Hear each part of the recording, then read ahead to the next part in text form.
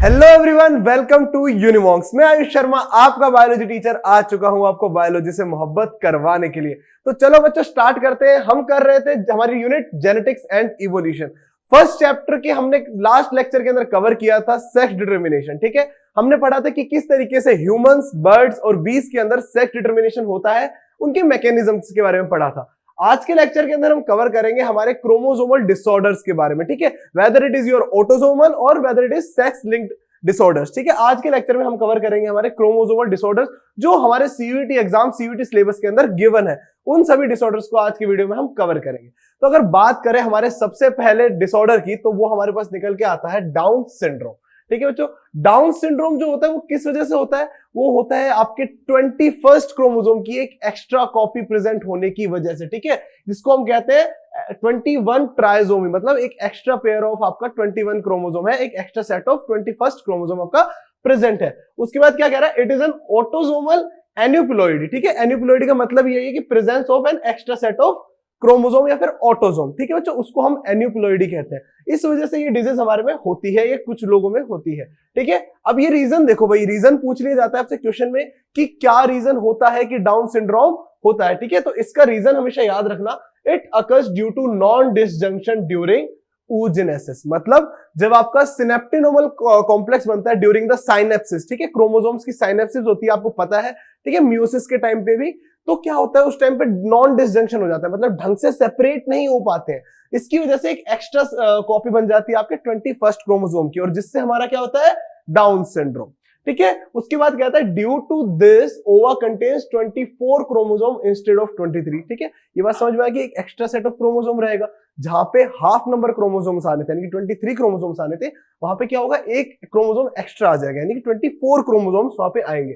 ठीक है, और जो इंडिविजुअल होगा उसके अंदर क्या चले जाएंगे? हमारे 47 क्रोमोसोम्स। ठीक है, इस चीज को बिल्कुल अच्छे से मार्क कर लेना कि 46 नहीं, वहां पे एक एक्स्ट्रा क्रोमोसोम जाएगा, क्रोमोसोम नंबर 21, तो कितने हो जाएंगे? हमारे 46 क्रोमोसोम्स हो जाएंगे।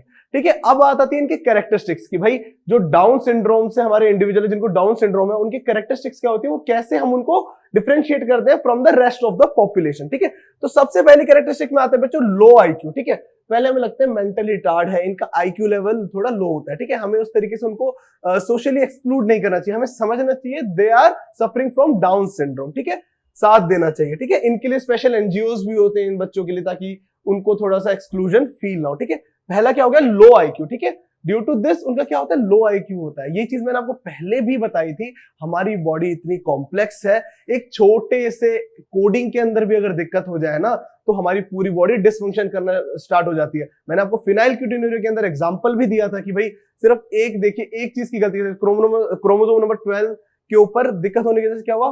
पूरी डिसऑर्डर कॉज हो गई। ठीक है, फिनाइल एलानिन आपका कन्वर्ट ही नहीं हो पाया टायरोसिन में, यहाँ पे तो क्या पूरा एक set of chromosome extra present है। ठीक है, लो आईक्यू होता है, आपका राउंडेड फेस होता है। देखो आप इस इमेज में भी देख सकते हो, बिल्कुल राउंडेड फेस है। ठीक है, और क्या कह रहा है? ओपन माउथ, मतलब परमानेंटली इनका माउथ ओपन रहता है ड्यू टू डाउन सिंड्रोम। ठीक है, broad forehead, gonads and genitalia are undeveloped. इनके गोनेड्स और जेनेटेलियाज जो होते हैं वो डेवलप नहीं हो पाते हैं। और पांचवा क्या है? Heart and other organ may be defected, मतलब इनके डाउन सिंड्रोम के साथ साथ शरीर के दूसरे अंग, weather it is your brain, lungs, pancreas, heart, कुछ भी उनमें और भी डिफेक्ट हो सकते हैं, weather it is kidney also. ठीक है, अब अगर इस इमेज को देखिए, ठीक है, ये एक फिजिकल रिप्रेजेंटेशन है कि कैसी कंडीशन हो जाती है ड्यूरिंग द डाउन सिंड्रोम। ठीक है, इसमें सबसे इंपॉर्टेंट चीज जो आपको देखने वाली है ना, वो ये है, इनके पाम पे अगर आप देखेंगे तो क्रीसेस बने हुए हैं। ठीक है, फोल्ड्स हैं बहुत सारे। ठीक है, ये सबसे बड़ा कैरेक्टरिस्टिक है कि जिसको भी डाउन सिंड्रोम है उसके हाथ और पैरों पे क्रीसेस बने हुए होंगे। ठीक है, और क्या कह रहा है? Flat knows and face.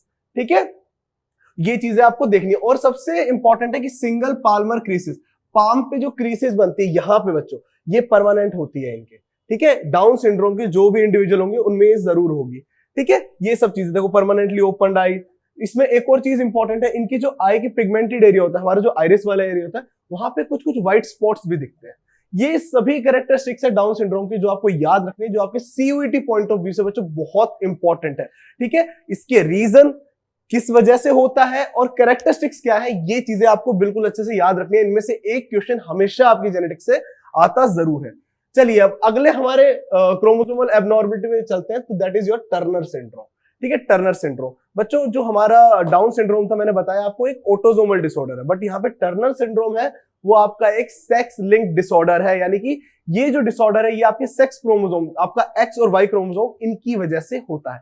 अब क्या होता है इसके अंदर, और एक और चीज इंपॉर्टेंट है मेंशन करने वाली, टर्नर सिंड्रोम सिर्फ फीमेल्स को होता है। अब क्यों होता है इसका रीजन हम आगे लेक्चर में जानेंगे।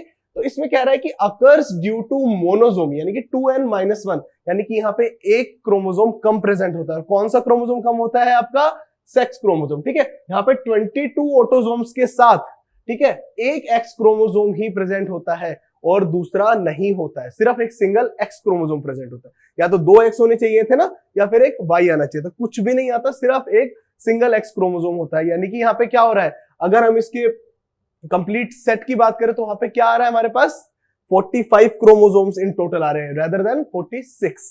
ठीक है बच्चों, अब देखो किस वजह से होता है, form due to fusion of a allosome free egg, यानी कि ऐसे एग के साथ जब फ्यूजन होता है, एक नॉर्मल स्पर्म का फ्यूजन, अगर आप किसी ऐसे एग के साथ करें जिसके अंदर एलोसोम यानी कि आपका सेक्स क्रोमोसोम ही नहीं है, तब ये कंडीशन कॉज होती है। या फिर वाइस वर्सा, आपका एलोसोम फ्री स्पर्म आ गया, एक एलोसोम वाले एग के साथ फ्यूज कर गया, तो वहां भी क्या होगा, एक क्रोमोसोम हमेशा कम होगा। जो आपकी इंटीग्रिटी है सेक्स क्रोमोसोम्स की, क्रोमोसोम नंबर की, वो मेंटेन नहीं हो पा रही है इसके अंदर। ये चीज आप समझ रहे हैं बच्चे, ठीक है। Such individuals are sterile female. अब आपको ये चीज समझ में आई, क्या हुआ इसमें, या एक्स क्रोमोसोम भी नहीं आ रहा या वाई क्रोमोसोम, स्पर्म की तरफ से कोई क्रोमोसोम नहीं आएगा, या फिर फीमेल ओवा के अंदर ये क्रोमोसोम कम होगा, तो इससे ओवरऑल जो फर्क पड़ेगा वो फीमेल्स को पड़ेगा, ठीक है। स्पर्म क्या करेगा, या तो वाई लेके आएगा, ठीक है, या एक्स लेके आएगा। बट जो वाई क्रोमोसोम के साथ इसका सेट बनेगा, अगर 22 प्लस वाई करूंगा ना यहाँ पे, तो कुछ टाइम क्या होता है, वो जो अनवाइबल होते हैं वो पैदा ही नहीं होते बच्चे, वो कॉम्बिनेशन ही मतलब लाई नहीं करता है, ठीक है। बट जो ये वाले इंडिविजुअल होते हैं जिनके अंदर एक्स आता है फ्रॉम द स्पर्म, ठीक है, और एग के अंदर कोई भी नहीं है, कोई भी मतलब एक्स क्रोमोसोम नहीं है, उस टाइम पे जो कंडीशन पैदा होती है, उस टाइम फॉर्मेशन होती है हमारी स्टीराइल मेल्स की, यानी टर्नर सिंड्रोम से ग्रस्त महिलाओं की या बच्चों की, ठीक है बच्चों। अब मैंने बताया such individuals are sterile females, और इसके चांसेस की बात करें भाई, सर चांसेस क्या क्या है इनके, तो भाई चांसेस है कि हर 3000 फीमेल में से कोई भी एक हो सकता है, ठीक है, जिसको टर्नर सिंड्रोम हो, ठीक है। रीजन मैंने आपको बता दिया किस वजह से हो रहा, मोनोसोमी की वजह से एक क्रोमोसोम की कमी पड़ रही है, whether it is from the sperm side या फादर साइड या फिर मदर साइड, ठीक है। अब इसकी कैरेक्टरिस्टिक्स, ये सबसे इंपॉर्टेंट है कि भाई क्या कैरेक्टरिस्टिक्स होती है। बच्चे कंफ्यूज ही इसमें होते हैं, डाउन सिंड्रोम, टर्नर सिंड्रोम और क्लिनेफेल्टर के अंदर दोनों को मिक्स कर देते हैं। आपको बिल्कुल भी मिक्स नहीं करना है, वीडियो को अच्छे से देखना और इन सब चीजों को नोट डाउन कर लेंगे तो आपकी सीवीटी की प्रिपरेशन के लिए बहुत अच्छा होगा, ठीक है। पहली कैरेक्टरिस्टिक की बात करें तो मैंने बताया स्टीराइल फीमेल्स है तो क्या होगा, रूडिमेंट्री ओवरीज होंगी, अनडेवलप्ड ब्रेस्ट होगी, ठीक है, ब्रेस्ट की डेवलपमेंट नहीं होगी, और स्मॉल यूट्रस होगा। मैंने बताया रूडिमेंट्री ओवरीज है तो जो रिप्रोडक्टिव ऑर्गन है वो भी डेवलप नहीं हो पाएगा, ठीक है, काफी स्मॉल साइज का होगा। पफी फिंगर्स, ठीक है, यहाँ पे फिंगर्स कैसे होंगे, पफी, क्रीसेस नहीं होंगे, बट ऐसे आपको लगेगी स्वेलन अप है, ठीक है, स्वेल अप फिंगर्स आपको फील होंगी अगर ऐसे इंडिविजुअल्स आप देखते हैं। और क्या होगा, शॉर्ट हाइट होगी, हाँ, हाइट इनके लिए बिल्कुल लिमिट हो जाती है कि ये 5 फीट या 4 फीट से वो ग्रो ही नहीं कर पाते, लिमिट हो जाती है बिल्कुल लिमिट। और वेब्ड नेक, वेब्ड मतलब नेक कि लॉन्ग नेक नहीं होगी। देखो इधर आप जैसे इमेज में देख सकते हो कि बिल्कुल वेब्ड नेक है, ठीक है। उसके बाद क्या कह रहा है, एबनॉर्मल इंटेलिजेंस, यानी कि इनका भी आईक्यू लो होगा, ठीक है, compare to a normal human, ठीक है। उसके बाद कह रहा है कि कार्डियोवैस्कुलर और हियरिंग इंपेयरमेंट, ठीक है। अब यहाँ पे देखो क्या हुआ, एक सेट ऑफ क्रोमोसोम कम होने की वजह से, एक क्रोमोसोम कम होने की वजह से क्या हुआ, कार्डियोवैस्कुलर इश्यूज भी इनको आते हैं और हियरिंग एड तो हमेशा होती है। जो भी आपके टर्नर सिंड्रोम से ग्रस्त महिलाएं बच्चे हैं उनको क्या होता है, एक हमेशा हियरिंग इंपेयरमेंट होती है। और एक और चीज मैंने बताया सिर्फ फीमेल्स में होता है टर्नर सिंड्रोम, ठीक है। और लास्ट में कि नो मेंस्ट्रुएशन साइकिल अकर, यही चीज सेम आ गई। अगर ओवरीज ही रूडिमेंट्री होंगी, ओवरीज ही ग्रो नहीं होंगी, तो आपकी जो मंथली साइक्लिक चेंजेस है, मेंस्ट्रुअल साइकिल है, वो कैसे होगी, ठीक है। आप इमेज में भी देख सकते हैं सेम आपको चीज है कि भाई हाँ, इसकी कोआर्केशन होती है ओर्टा की, कार्डियोवैस्कुलर डिजीज इसी वजह से होती है, ठीक है। पूरा जो ल्यूमन होता है वो पूरा ओपन नहीं होता है आपकी ओर्टा का, शॉर्ट स्ट्रक्चर होता है आपकी हमेशा पेरिफेरल लिम्फेडेमा, मतलब आपके जो लिम्फ नोड्स है उनके अंदर स्वेलिंग रहती है, लिम्फेडेमा के मतलब स्वेलिंग आना, ठीक है। मैंने अभी आपको बताया पफी फिंगर्स वगैरह, ये सब इनके कैरेक्टरिस्टिक्स होंगे टर्नर सिंड्रोम से ग्रस्त बच्चों के। चलो अब बच्चों, अगर आपको अपनी प्रिपरेशन में कोई भी इश्यूज आ रहे हैं, स्ट्रेटेजी बनाने में इश्यू आ रहे हैं, आप अपनी सीवीटी की प्रिपरेशन, अपनी बोर्ड की प्रिपरेशन के साथ नहीं कर पा रहे, तो बच्चों अब आप जुड़ सकते हैं यूनिमॉन्क्स के साथ। जी हाँ, आप यूनिमॉन्क्स में आके अपनी बुक क्लासेस बुक कर सकते हैं, लाइव क्लासेस का मजा ले सकते हैं, पूरा आपको यहाँ पे क्वेश्चन पेपर एनालिसिस मिलेगा। प्रैक्टिस के लिए आपको असाइनमेंट्स प्रोवाइड होंगे, आपके मेंटर के साथ आपकी लाइव चैट होगी, जिससे आप अपने डाउट्स कभी भी कहीं भी सॉल्व कर सकते हैं। इसी के साथ आपको मिलेगा एक फुल्ली फंक्शनल एम्बियंस, आपको एक बहुत ही अच्छी फैकल्टी के साथ, ठीक है। तो आप जुड़ सकते हैं यूनिमॉन्क्स के साथ। चलो अब आगे चलते हैं। अगर आगे की बात करें तो हमारा लास्ट अगर सिंड्रोम बचा, दैट इज योर क्लिनेफेल्टर सिंड्रोम, ठीक है। क्लिनेफेल्टर सिंड्रोम की बात करें तो ये होता है ट्राइसोमी ऑफ सेक्स क्रोमोसोम। अब मैंने आपको पहले बताया था क्या, डाउन सिंड्रोम। डाउन सिंड्रोम में क्या हो रहा था, आपका ट्राइसोमी हो रहा था 21st क्रोमोसोम का, ठीक है। इसमें क्या हो रहा है, सेक्स क्रोमोसोम का ट्राइसोमी हो रहा है, मतलब एक extra set of sex chromosome present होगा। कौन सा, हमारा एक्स वाला। ये चीज आपको समझ में आई कि एक एक्स्ट्रा हमारे पास इसमें एक्स क्रोमोसोम होगा, जिसकी वजह से हमारा क्लिनेफेल्टर सिंड्रोम कॉज होता है। अब देखो ये होता कैसे, जैसे लास्ट में क्या हुआ था, या तो नॉन एलोसोमिक ओवा था या नॉन एलोसोमिक स्पर्म था, उनके फ्यूजन से बन रहे थे। इसमें क्या है, it is formed by union of abnormal XX containing egg, मतलब जो हमारा एग है उसके अंदर जो सेक्स क्रोमोसोम है वो 2 प्रेजेंट है, एक की जगह जहां हाफ नंबर होना चाहिए ना, वहां दोनों प्रेजेंट है एग के अंदर, बाकी सब हाफ है। जो ऑटोसोम नंबर है वो हाफ ही है, ठीक है, ठीक है। या तो XX क्रोमोसोम कंटेनिंग एग, ठीक है, यानी कि female ova, female gamete and a normal Y sperm, ठीक है। वाई स्पर्म जो फ्यूज करेगा, एक नॉर्मल वाई स्पर्म जिसके साथ वाई क्रोमोसोम आ रहा है, वो फ्यूज करेगा एक एबनॉर्मल XX कंटेनिंग एग के साथ, तब हमारा कॉज होता है हमारा क्लिनेफेल्टर सिंड्रोम, ठीक है। या फिर वाइस वर्सा भी हो सकता है, ठीक है।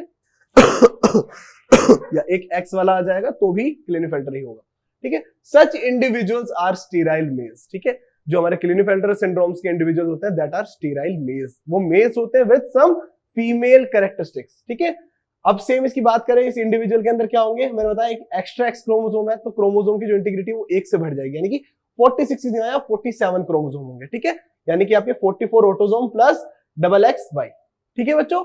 ये इसका जैसे अगर आपको पूछ ली जाए रिप्रेजेंटेशन, हाँ भाई क्या रहता है क्रोमोसोम ऑटोसोम का नंबर, तो आप ये बता सकते हैं। अब आते हैं इनके कैरेक्टरिस्टिक्स के ऊपर कि कैरेक्टरिस्टिक्स क्या क्या होती है। सबसे पहले अनडेवलप्ड टेस्टिस, ये चीज आप हमेशा याद रखिएगा जब भी सेक्स लिंक्ड कैरेक्टरिस्टिक्स में डिसऑर्डर आएंगे, सेक्स लिंक्ड डिसऑर्डर्स होंगे, तो उसके अंदर सबसे पहला फर्क ही आपके रिप्रोडक्टिव ऑर्गन्स में पड़ेगा, ठीक है। आपको सर इस चीज को रटने की जरूरत नहीं है, इसको समझने की जरूरत है, ठीक है।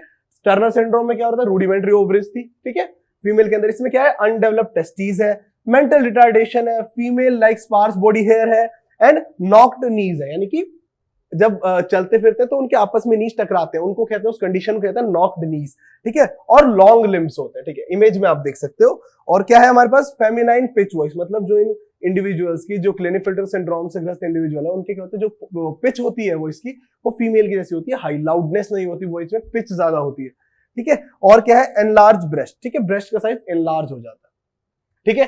अब आप एक बार इसको देख सकते हैं कि क्या है, पहला नो फेशियल हेयर्स। मेल की सबसे पहले कैरेक्टरिस्टिक्स क्या होती है इन द एडोलसेंस की फेशियल हेयर्स ग्रो होना स्टार्ट हो जाते हैं, ठीक है। यहाँ पे वो सब चीजें नहीं होंगी, इनकी डेवलपमेंट में ही रिटार्डेशन आनी स्टार्ट हो जाएगी।